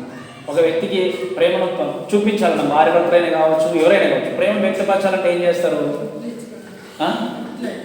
ఏంటమ్మా? రైట్, అది మెయిన్ పాయింట్. ఏంటి చెప్పండి? కానుకలు ఇస్తారు. ఎంత కష్టమైనా మన దగ్గర రూపాయలు లేకపోయినా కష్టపడగా ఏం చేస్తాము? అది తీసుకొచ్చి ఇచ్చేస్తాం. ఎందుకు? ప్రేమను వ్యక్తపరుస్తున్నాం. అప్పుడు నిజంగా నా హృదయంలో మీకు చోటు ఉందని మనం నిరూపించుకోవడానికి. నీ దేవుడు నువ్వు ప్రేమిస్తున్నావు అంటే ఏమి ఇవ్వగలవు దేవుడికి? ఏమివ్వాలి చెప్పండి? నీ బెస్ట్ నువ్వు ఇచ్చేసారు దేవుడికి. నీ హృదయాన్ని దేవుడు కోరుకుంటున్నాడు, దేన్ని కోరుకోవట్లేదు. కానుకలు దేవుడు కోరుకోవట్లేదు, దేని కోరుకోవట్లేదు. నీ హృదయాన్ని దేవుడికి ఇచ్చేసి దేవుడికి నమ్మకంగా జీవించినప్పుడు ఖచ్చితంగా దేవుడికి ఇవ్వాల్సింది ఇచ్చేస్తారు. కానుకలు ఇచ్చేస్తావు, దేనాన్ని ఇచ్చేస్తావు. కానీ దానికంటే ప్రాముఖ్యంగా ఇవ్వాల్సింది దేవుడు హృదయాన్ని కోరుకుంటున్నాడు. హృదయము దేవునితో సరిగా ఉంది అంటే నీ జీవితమే దేవుని అయినప్పుడు అన్ని దేవుడికి ఇచ్చేస్తావు. ప్రేమ అనేది ఇవ్వడంతో ముడిపడి ఉంది. నువ్వు దేవుని ప్రేమించాలి అంటే, దేవుడికి మహిమకరంగా బ్రతకాలి అంటే నీ జీవితాన్ని ఇచ్చేసినప్పుడు, జీవితం ఇచ్చిన తర్వాత ఇచ్చినటువంటి జీవితం ద్వారా దేవుడిని సేవిస్తావు. వాక్యంలో మనం 12వ అధ్యాయం హెబ్రీలకు రాసిన పత్రిక 12వ అధ్యాయం 1వ వచనం చదవని ఒకసారి అన్నమాట. హెబ్రీ 12వ అధ్యాయం 1వ వచనం.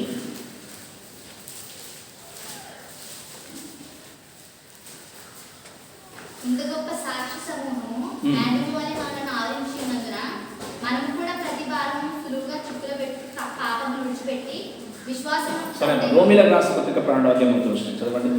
బుక్ ఆఫ్ రోమన్స్ 12వ అధ్యాయం 1వ వచనం.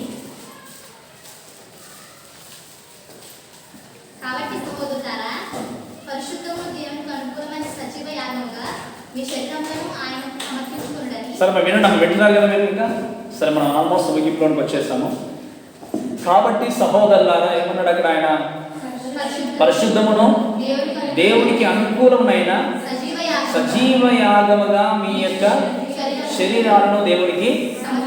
మీరు వినండి, ఎక్కడైనా బలులు అర్పించడానికి మీరు వెళ్ళినప్పుడు, చూసినప్పుడు, మీరు ఎప్పుడైనా కుంటిదాన్ని, గుడ్డిదాన్ని, లేదా చక్కగా ఆరోగ్యంగా లేని దాన్ని వెళ్ళి బలివ్వడంగా చూసారా మీరు ఎప్పుడైనా? ఎందుకు బలివ్వరు చెప్పండి? ఎందుకు బలివ్వరు? అమ్మ మీకు అర్థమవుతుందా మీ అందరికీ? ఎందుకు బాగలేని దాన్ని తీసుకెళ్ళి బలి అర్పించరు? ఎందుకు? అది దేవునికి మనం ఇచ్చేస్తున్నాం అనుకున్నాం, అంతే కదా. మరి మీ దేవుడి దగ్గరికి వచ్చినప్పుడు నీ దేవుడికి నీ హృదయాన్ని, నీ జీవితాన్ని అర్పించాలంటే వాక్యం ఏముంది అంటే, పరిశుద్ధమును దేవుడికి అనుకూలమైన సజీవ యాగముగా నీ యొక్క జీవితాన్ని, నీ శరీరాన్ని దేవుడికి సమర్పించాలి అంటే ఆరోగ్యంగా, పరిశుద్ధంగా నీ జీవితం ఉన్నప్పుడే దాన్ని దేవుడికి ఇచ్చేసేయాలి. కానీ నాశనమైపోయిన జీవితాన్ని దేవుడికి తీసుకొచ్చి ఇవ్వడానికి ప్రయత్నం చేయకూడదు. అంటే నీ జీవితాన్ని ఎప్పుడు కూడా లోకం అనేటువంటి దాన్ని చూసి దాని చేత నీ జీవితాన్ని పాడు చేసుకోవడానికి ప్రయత్నం చేయకూడదు. Give the best your God. ఖచ్చితంగా నువ్వు ఏం చేయాల్సిన విషయం ఏంటంటే, నీ జీవితంలో ఉన్నటువంటి ఆ మంచి ప్రాముఖ్యంగా ఉన్నప్పుడు, లేదా చక్కగా జీవించినప్పుడు, చక్కగా జీవితాన్ని కొనసాగించినప్పుడు, పరిశుద్ధంగా నీ జీవితాన్ని కొనసాగించుకుని నీ జీవితాన్ని సజీవ యాగంగా దేవుడికి సమర్పించాలంటే అర్థం ఏంటి? నువ్వు బ్రతుకున్నట్టుగానే నిన్ను నువ్వే దేవుడికి ఇచ్చేసుకోవాలి. అలా ఇచ్చేసుకున్నప్పుడే సజీవుడిగా నువ్వు నిలిచి దేవుడిని ఏం చేయగలుగుతావు? సేవించగలుగుతావు, ఆరాధించగలుగుతావు. అందుకే నేను చెప్పాను, చనిపోయినటువంటి వ్యక్తి సమాధిలో నుండి లేచి హల్లెలూయా అన్నాడు అనుకోండి, అప్పుడు వాళ్ళు అందరూ పారిపోతారు, అంతే కదా? ఉంటారు అక్కడ. ఎందుకు? ఆ వ్యక్తి మరణించాడు. మరి ఎవరు ఆరాధించాలి దేవుని, ఎవరు సేవించాలి? మీరు కరెక్ట్గా దేవుని స్తుతించట్లేదు, దేవుని ఆరాధించట్లేదు అంటే మీరు బ్రతికి ఉన్నా కూడా చెప్పాలి మీరే. జీవించుచున్నావన్న పేరు ఉన్నది కానీ నీవు ఎందుకు వాడాడు దేవుడు ఆ మాట? నువ్వు జీవిస్తున్నావు అనుకుంటున్నావు, క్రైస్తవుడిగా అని పిలుచుకుంటున్నావు, కానీ నిజంగా చెప్పాలి అంటే నువ్వు మృతుడవే. ఎందుకు? నువ్వు దేవుని ప్రేమించట్లేదు, దేవుని సేవ చేయట్లేదు, దేవునికి సహకరించట్లేదు, దేవుని యొక్క సంఘంలో ముందుకు సాగట్లేదు. If you really love your God, దేవుని నిజంగా నువ్వు ప్రేమించినట్టయితే, దేవుడు నువ్వు సంతోషపెట్టాలనుకున్నట్టయితే ఆయన్ను సేవిస్తూ తప్పకుండా ఏం చేయాలి? ముందుకు సాగాలి. దేవుని సేవించట్లో కొన్నిసార్లు ఈవెన్ మీరు అనుకోవచ్చు, సేవకులుగా ఉన్న వారికి ఈజీగా చెప్పేస్తారండి, వాళ్ళకి ఏంటి సమస్యలు అనుకోవచ్చు. కానీ ఒక కాపరిగా చెప్తున్నాను వినండి, సేవకుని యొక్క లైఫ్ అనేది చూసినంత ఈజీగా అది పాస్టర్లకు వీళ్ళకి తెలుసు అనుకుంటుంది. మీ కొంతమంది మీరు చూడొచ్చు, అయ్యో మాకు తెలుసండి పాస్టర్ గారు పాపం కుటుంబం చాలా కష్టంగా అనుకోవచ్చు. కానీ రియాలిటీకి గమనించినట్టయితే సేవకుని యొక్క జీవితము చాలా మీరు అనుకున్నంత ఊహాగానంగా ఉండేది కదా. మేము ఇంత పెద్ద బిల్డింగ్ వచ్చిందంటే దీని వెనకాల ఎంత కష్టం, ఎంత ప్రయాసం ఉందో ఆ కుటుంబానికి తెలుసు. సో ఇక్కడ నేను చెప్పే విషయం ఏంటంటే, కుటుంబంలో ఒక సమస్య వచ్చింది అంటే కుటుంబం ప్రాబ్లం. సంఘంలో ఏ కుటుంబానికి ఏ వ్యక్తికి సమస్య వచ్చినా పాస్టర్ గారు లేదా కాపరి తన సమస్యగా భావించి ఏం చేస్తాడు? ఆ కుటుంబం కోసం, వారి కోసము ప్రార్థన చేసేవాడే కాపరి. కాబట్టి ఎన్ని బాధలు ఉన్నా లోపల, ఎన్ని వెనకాల ఎన్ని కష్టాలు ఉన్నా కూడా నవ్వుతూ పలకరించేవాడే కాపరి. అటువంటి సేవ చేయాలి అంటే, అటువంటి సేవలో ముందుకు సాగాలి అంటే కొన్నిసార్లు మనం ముందుకు రాకపోవడానికి డిస్కరేజ్మెంట్ స్టార్ట్ అంటే నిరాశ నిస్పృహలు కలవచ్చు. లేదా ఏదైనా మన జీవితంలో ఇంకా చూస్తే ఈ ఆర్థికంగా ఇబ్బందులు తలెచ్చవచ్చు, ఇంకా ఆలోచన చేస్తే కొన్నిసార్లు ఎవరైనా మనం అపోజ్ చేయొచ్చు. ఇవన్నీ చూసినప్పుడు సేవించడానికి అక్కడే ఆగిపోతాం. ఎంతోమంది సేవ చేయాలని వస్తారు, అక్కడ ఆగిపోతారు, డోర్ దగ్గర నిల్చుంటారు. మీరు గమనించారా? నేను సేవ చేయాలి, దేవుని కొరకు నిలబడాలని నిర్ణయం తీసుకుంటారు, 2 రోజులు కనిపించుకుని వెళ్ళిపోతారు. చూసాం ఎంతమంది. ఎందుకు? We need real commitment, the true commitment we need. ఆ రియల్ కమిట్మెంట్ అనేది వచ్చినప్పుడు దేవుడి కొరకు ఎన్ని కష్టాలైనా బాధలైనా ఎదుర్కొంటాను అని చెప్పేసి దేవుడి కోసం నిలబడతాం. నీకు దేవుడు కూడా అలాంటి తలాంతో అలాంటి గిఫ్ట్ ఇచ్చినప్పుడు దేవుడి కొరకు నిలబడాలి. ఎన్ని కష్టాలు వచ్చినా, శోధనలు వచ్చినా, భరింపలేనటువంటి స్థితిలో గుండా నువ్వు వెళ్ళినా కూడా నీ దేవుడి కొరకు నువ్వు నిలబడగలుగుతావు. ఎప్పుడు నిలబడగలుగుతావు అంటే సజీవ యాగంగా నీ శరీరాన్ని దేవుడికి సమర్పించినప్పుడు. అలా సమర్పించుకున్న తర్వాత దేవుడి కొరకు నువ్వు జీవితాంతం వరకు కొనసాగాలి, జీవించాలి, ముందుకు సాగాలి. కాబట్టి ఆ విధంగా నీ జీవితాన్ని మీరు కొనసాగించాలి, జీవితాన్ని ముందుకు తీసుకెళ్ళాలి. సేవించే విషయాన్ని గురించి మనం ఎప్పుడు కూడా దేవుని సేవించే విషయంలో వెనుకకు రావడానికి ప్రయత్నం చేయకూడదు. ఎందుకంటే నీకు ఇచ్చినటువంటి గిఫ్ట్. అందుకే నేను మీకు చెప్తున్నాను కదా, దేవుని చిత్తమైతే నాకు మార్గాన్ని నువ్వు మళ్ళీ ఒకవేళ ఓపెన్ చేస్తే ఖచ్చితంగా మీ దగ్గరికి వస్తాను. నేను ఖచ్చితంగా మీకు నేర్పిస్తాను కొన్ని విషయాలు. మనందరికీ కూడా దేవుడు ఒక్కొక్క గిఫ్ట్ ఇచ్చాడు. రక్షింపబడినటువంటి ప్రతి విశ్వాసికి దేవుడు రక్షణ సమయంలోనే మనకు బహుమానాలు ఇచ్చాడు. ఆ బహుమానాలన్నీ కూడా మనం ఎవరి కోసం వాడాలి? దేవుడి కోసం వాడాలి. ఇప్పుడు ఒక మంచి బంగారు గొడ్డలి ఉందనుకోండి మన దగ్గర, ఇది బంగారు గొడ్డలి కదా అని చెప్పేసి మూలకు పెట్టామనుకోండి, ఏమవుతుంది? తుప్పు పడుతుంది. ఏమైనా ఉపయోగం ఉంటుంది తర్వాత? నీ జీవితంలో దేవుడు నీకు బహుమానం ఇచ్చినప్పుడు, ఒక తలాంత్ ఇచ్చినప్పుడు దాన్ని వాడుకుంటేనే అది ఇతరులకు ఆశీర్వాదం. గుర్తుపెట్టుకోండి, దేవుడు మనకిచ్చినటువంటి గిఫ్ట్స్ అనేవి మనకు ప్రయోజనంగా ఉండడానికి కాదు. ఎవరికి ప్రయోజనంగా ఉండడానికి? ఇతరులకి. దేవుడు ఇచ్చినటువంటి ఏ వరమన్నా కానీ ప్రతి వరం కూడా ఎదుటి వ్యక్తి యొక్క ప్రయోజనం కోసం ఇచ్చాడు కానీ స్వప్రయోజనం కోసం ఇవ్వలేదు. ఇప్పుడు నాకు దేవుడు గిఫ్ట్ ఆఫ్ ప్రీచింగ్ ఇచ్చాడు అంటే ఇది నాకంటే ఎక్కువ ఇతరులకి ప్రయోజనకరంగా ఉండాలి, ఇతరులకి ఆశీర్వాదకరంగా ఉండాలి. అది దేవుని యొక్క ప్రాముఖ్యత. కాబట్టి దేవుని సేవించే విషయంలో మనం వెనుకకు రాకుండా చేయాల్సింది ఏంటంటే, ఆయన మన నమ్మకంగా సేవిస్తూ ముందుకు సాగుతూ మనం ముందుకు వెళ్ళినప్పుడు దేవుని తప్పకుండా సంతోషపరుస్తాం. చివరికి ఇంకో మాట చెప్పి నేను ముందుకు వెళ్తాను. చూడండి, దయచేసి గమనించిన విషయం ఏంటంటే, దేవుని నీవు నేను తప్పకుండా సేవిస్తూ ముందుకు వెళ్ళాలి. అంటే అదేంటి? ఒక ఊడ్చేటువంటి పరిచర్య వరకు దేవునికి ఇచ్చాడా? ఊడ్చండి, పర్లేదు. మీరు అనుకోవచ్చు, అయ్యో నేను ఎప్పుడు కూడా చీపురు పట్టుకోవాల్సింది, ఈయన అస్సలు పట్టుకోదు అంటే ఆయనకు ఆ తలంపు లేదు, లేకపోతే ఆ గిఫ్ట్ లేదేమో, వరం లేదు, వదిలే. ఎంతోమందికి లేదు అవకాశం, నీకు వచ్చింది, నువ్వు వాడుకోవాలి. ఒకసారి మీరు ఒక వీడియో కూడా చూసారనుకుంటాను. ఒకసారి ఒక చిన్న మంచి వీడియో చేశారు. ఒక ఆఫ్రికన్ కంట్రీలో ఉదయకాల సమయంలో ఒక ఆవిడ వచ్చి, నేను చూసారనుకుంటామండి, ఫ్లోర్ అంతా మాఫ్ చేస్తుంది. అంటే ఒక గుడ్డ తీసుకొని మొత్తం తుడుస్తూ ఉంటుంది, ఫ్లోర్ అంతా వచ్చేస్తుంది. అక్కడ ఒక వ్యక్తి వచ్చి, అరే ఇంత మీరు ఎక్కువగా ఉన్నారు, అసలు ఏ పని లేకుండా మీరు చర్చ్ క్లీన్ చేస్తున్నారా, ఇక నేను ఈ కంపెనీలో ఉద్యోగం చేస్తున్నాను అని కార్డ్ చేతిలో పెట్టేసి, కావాలంటే మీరు నాకు ఫోన్ చేయండి అని చెప్పేసి ఆమె చేతిలో కార్డు పెట్టేస్తాడు, మీకు ఎప్పుడైనా అవసరం ఉంటాను అన్న. తర్వాత వాళ్ళిద్దరూ మాట్లాడుతున్నప్పుడు, సరే మీకు ఫోన్ చేయాలంటే నేను కూడా ఇస్తాను ఏదో ఒకటి అనేసరికి, ఏముంది అంటే నా దగ్గర కార్డు ఉంది, మీ దగ్గర కార్డు ఉందని అడుగుతాను. అవును అని చెప్పి ఆవిడ ఏం చేస్తుంది అంటే బయటకు వెళ్ళి, ఈయన దగ్గర మామూలుగా ఒక 5 లక్షల కారు ఉంది, ఆమె దగ్గర 20 లక్షల కారు ఉంది. ఆయన కారు దగ్గరికి వెళ్ళేసరికి నేను ఆశ్చర్యపోతాడు. ఆమె కార్డు తీసి చేతిలో పెట్టి వెంటనే ఆయన చదువుతాడు. చదివిన వెంటనే ఆశ్చర్యపోయి అడుగుతాడు, మేడం మీకు కంపెనీ ఉంది కదా, పెద్ద మీరు మేనేజరే కదా, కంపెనీకి చైర్మన్ కదా, మీరు ఎందుకు ఇలా చేస్తున్నారు అంటే, నేను కంపెనీకి చైర్మన్, నాకు సొంత కంపెనీ ఉంది కానీ దేవుని యొక్క కంపెనీ. అంత పెద్ద కంపెనీ ఉన్నా, అంతమంది వర్కర్స్ ఉన్నాయి. ఇప్పుడు ఈయన లాంటి వ్యక్తుల్ని చాలామంది నియమించుకోవాలి, కానీ ఆమె స్వతహాగా వచ్చి ఏం చేసింది, అక్కడ క్లీన్ చేసుకో మంచిగా నేను చూస్తాను. అలా మన జీవితంలో, మీ జీవితంలో మీరు ఎంత మంచి హోదాలో ఉన్నా, we are all same in the sight of God. మనందరం కూడా ఒకటే, అందరినీ దేవుడు ప్రేమించడం ఒకే విధంగా ప్రేమిస్తాడు. నువ్వు పొట్టుకున్నావు, పొడుగు ఉన్నావు, బ్లాక్ వైట్, దేవుడికి అనవసరం. ఇది లేకపోతే ఈ క్యాస్ట్ ఆ క్యాస్ట్ దేవుడికి అనవసరం. ఏది దేవుడు చూడట్లేదు. దేవుడు చూసేది ఏంటంటే నీ హృదయాన్ని దేవుడు చూస్తాడు. నువ్వు ఎంతగా తగ్గించుకొని ఆయన మందిరంలో, ఆయన సందులో, ఆయన సేవలో వాడబడతావో దానికోసం ప్రార్థన తగ్గించుకోవాలి. దేవునికి పని చేయాలి. వేరే వారి కోసం ఎదురు చూడడం కంటే నేనెందుకు పరిగెత్తి చేయకూడదు అని మనం పరిగెత్తుకొని రావాలి. అది దేవుడు నీకు డైరెక్ట్గా ఇచ్చే ఆశీర్వాదం. కానీ మనుషుల వైపు కలగకపోవచ్చు. ఎప్పుడు చూసినా కూడా అవన్నీ ప్లేట్లు తీస్తుందని మనల్ని హేళ చేయొచ్చు. ఇవి ఎప్పుడు చూసినా చీపులు పట్టుకుని మాత్రమే ఊడుస్తుందంటే ఒక పాట పాడడం మనల్ని హేళ చేయొచ్చు. కానీ నీకు ఇచ్చిన పరిచయం ఎవరి మీద గొప్పది. పాట పాడే వ్యక్తి యొక్క పాట పాడడం అనేది గిఫ్ట్ కాదు. నేను మళ్ళీ చెప్తాను గుర్తుపెట్టి, పాట పాడడం అనేది గిఫ్ట్ కాదు. దేవుడిని డైరెక్ట్గా వచ్చే బహుమానం కాదు. అది టాలెంట్. నీ యొక్క తల్లిదండ్రుల దగ్గర నుండి వచ్చేది పాట. అర్థమవుతుందా మీ అందరికీ? ఏ వ్యక్తి అయినా పాట పాడగలరు, కింద మీద ఎవరైనా పాడగలరు. దేవుడి నుండి డైరెక్ట్గా వచ్చేది కాదు, అది గిఫ్ట్ కాదు. గిఫ్ట్ ఏంటి? పరిచయం, ప్రీచింగ్ అండ్ టీచింగ్, ఇవన్నీ గిఫ్ట్స్. కాబట్టి పాడేవారి కంటే ఈ ఊడ్చేవారే చాలా గొప్ప గిఫ్ట్ని కలిగినటువంటి వ్యక్తులు. అది ఎవరి దృష్టిలో? దేవుడి దృష్టిలో మనం ఆలోచన చేసి నమ్మకం పొందాలి. చివరి మాట చెప్పిన ముగిస్తాను చూడండి. ఇంకొక మాట ఏంటంటే చదవండి అమ్మ దయచేసి.